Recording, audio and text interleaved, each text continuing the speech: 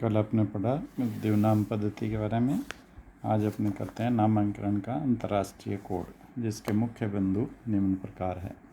यह नामांकन वर्तमान या विलुप्त पर लागू होता है, परंतु यह फैमिली से उच्चतर वर्ग को संकरों पर लागू नहीं होगा।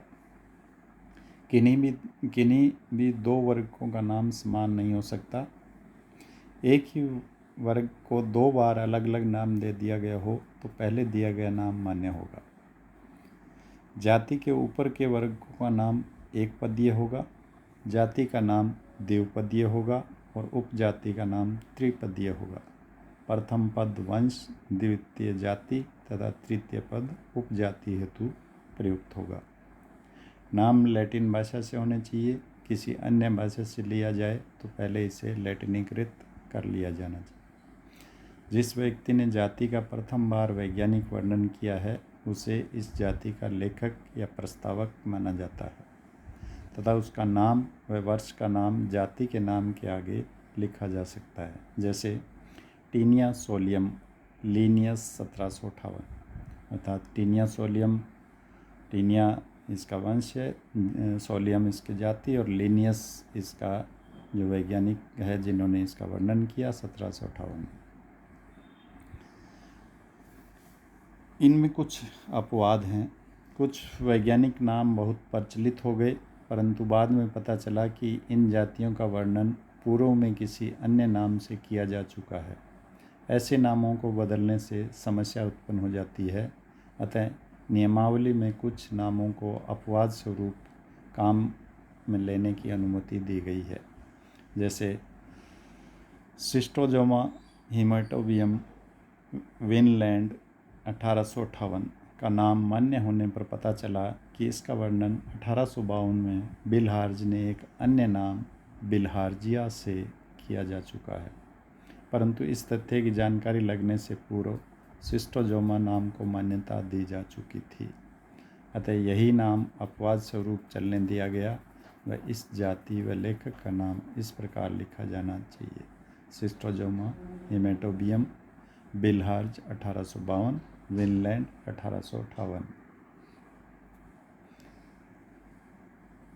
अब आते हैं अपने 5 किंगडम कॉन्सेप्ट यानी पंच जगत संकल्पना।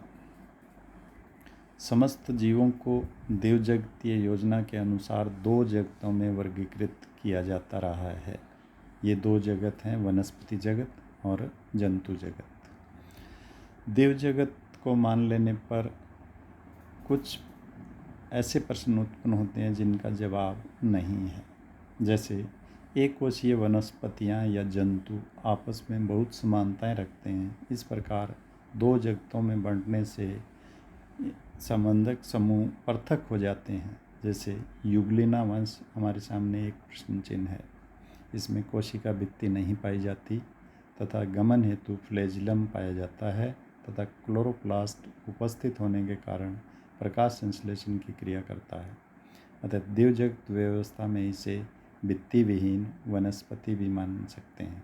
परंतु तब एक अन्य समस्या सामने यह आती है कि युगलिना वंश की कुछ अन्य जातियों में सिर्फ क्लोरोफिल ही अनुपस्थित होता है, बाकी सभी लक्षणों में ये पर्णहरित युक्त जातियों से मिलती जुलती है। इस प्रकार एक ही वंश की कुछ जातियों को क्या वनस्पति तथा अन्य को जंतु माना जाना चाहिए। यही नहीं, युगलिना को यदि अंधकार में रखा जाए तो इसका क्लोरोफिल समाप्त हो जाता है तथा यह जंतुओं के समान पोषण करने लगता है।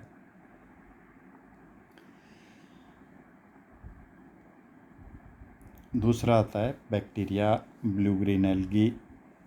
इनका संरचनात्मक संगठन अन्य वनस्पतियों या जंतुओं से भिन्न है, अतः इन्हें वनस्पतियों के साथ मान लेना भी उचित नहीं है।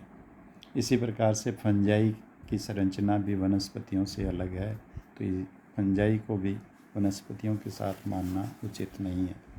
इस प्रकार देवजगत व्यवस्था में मूलभूत कमियां हैं। अतः इन आपत्तियों को दृष्टि में रखकर अनेक विशेषज्ञों ने 3, 4, 5 तथा 10 जगत व्यवस्था भी प्रस्तावित की है, परंतु कोई भी व्यवस्था हर प्रश्न का पूरा उत्तर नहीं दे पाई है।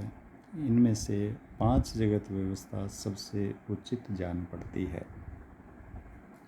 रॉबर्ट एच विटेकर द्वारा प्रस्तावित पंच जगत योजना में समस्त जीवों को 5 जगत या किंगडम्स में बांटा गया है। ये 5 जगत हैं, पहला मोनेरा, दूसरा प्रोटिस्टा, तीसरा प्लांटी, चौथा फंजाई, पांचवा एनिमेलिया। तो इस प्रकार से सारे जो जीव, समस्त जीव जो है उनको 5 अलग अलग जगतों में बांट दिया। इस वर्गीकरण का आधार निम्नलिखित 3 लक्षण हैं। पहला, कोशिका की संरचना। कोशिका किस प्रकार की है, प्रोकैरियोटिक अथवा यूकैरियोटिक। दूसरा, एक कोशीय या बहुकोशीय। कोशिका जो है, जीव जो है वो एक कोशीय है या बहुकोशीय है। और तीसरा, पोषण विधि, उसमें किस प्रकार का पोषण पाया जाता है। तो इन 3 लक्षणों के आधार पर विटेकर ने समस्त जीवों को जो है वो 5 अलग अलग किंगडम्स में डिवाइड किया है। ये 5 किंगडम के बारे में अपने अगले उसमें टर्म में पढ़ेंगे। आज के लिए इतना ही। Thank you.